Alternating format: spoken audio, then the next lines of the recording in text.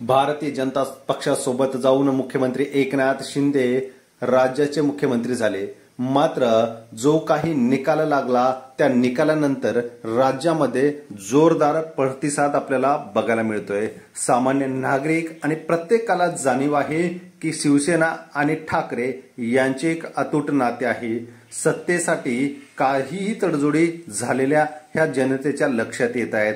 Social media असेल आणि इतर माध्यमांच्या मदतीने लोक आपले मत व्यक्त करतायत। देवेंद्र फडणवीस एका कार्यक्रमाला गेल्यानंतर त्या ठिकाणी चांगलाच गोंधळ उडालेला आहे। देवेंद्र फडणवीस यांच्याचमुळे उद्धव ठाकरे यांचे सरकार गेल्याचं लोकांमध्ये भावना आहे। तर याच ठिकाणी देवेंद्र फडणवीस यांनी आणलेली ही भाजपची जी मंडळी आहेत ती काही भाजपचे कार्यकर्ते दिसत नाहीयेत।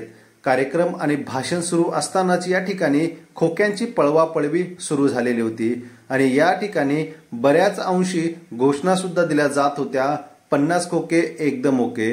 मात्र या ठिकाणी जे पैसे देऊन कार्यकर्ते आणल्याचा आरोप त्यांच्या भारतीय जनता पक्षावर केला जातो, त्यांनीच मात्र या ठिकाणाहून जे पळवापळवी केलेली खोके आहेत ते होते पेट्या आणि या स्पोर्ट्स किट त्यांना वाटप करायच्या होत्या।